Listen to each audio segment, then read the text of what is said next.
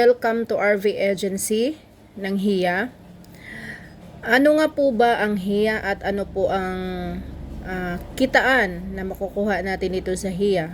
Ang HIA ay katulad din ng ibang mga live stream app, pero ang diferensya lang, ang kaibahan lang po ng HIA, ito ay isang voice tasking lang po. Voice app lang tayo dito.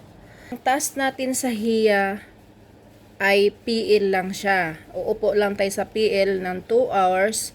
Kung tayo ay newbie, kailangan nating umupo ng 2 hours within 10 days sa ating pagtatast.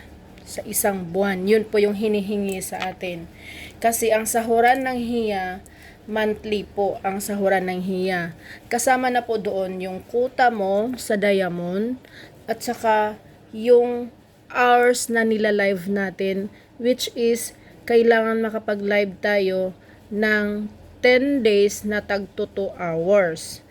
Ngayon, hindi naman siya mahirap sa quota ng Diamond kasi 4,000.5 Diamond, $3, pwede na po nating i-withdraw yan. Pero imposible naman sa isang buwan na $3 lang yung makukuha mo, pwede mo pa siyang pataasin, palakihin. Depende sa sipag natin.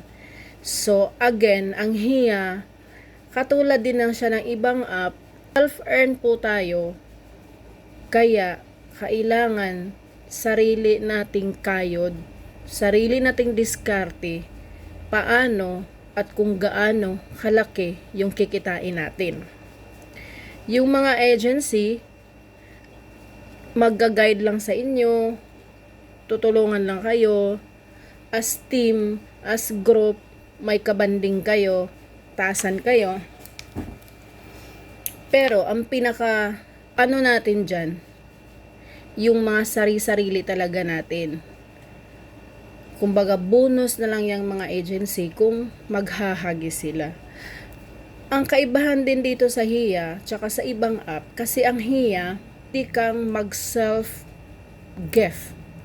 So dito kasi ang HIA talaga, kikita ka dito kung player ka, mag-RC tayo para pag nanalo tayo, hagis sa sarili natin, hindi na kailangan magte-trade.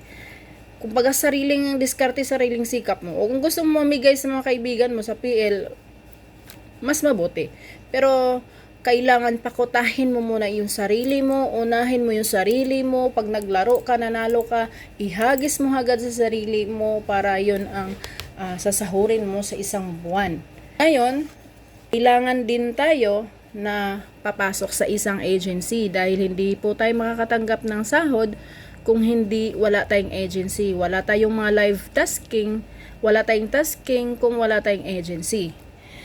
Then, pag may nag-gift sa'yo, kailangan mo talagang magpa-join sa agency kasi pag may nag-gift sa'yo or pag naglalaro ka at nanalo ka, hindi mo yan mawi-withdraw kung wala kang agency. At saka, kung kailangan, agency muna bago ka maglaro kasi pag nag-gift ka sa sarili mo, tapos wala kang agency, saka ka pa sasali sa agency, mabuvoid yung mga points mo doon.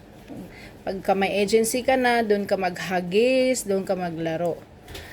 Kung kayo ay hindi mahilig mag-RC, wala kayong pang RC, libangan nyo lang. Extra income, pakunti-kunti, walang problema. Kaya meron kayong makukuha. Pagpasok nyo pa lang sa app na to, meron na kayo nakukuhang mga pa-reward. At saka meron tayong newbie pang sign in na makukuha mo bawat everyday sa loob ng 7 days.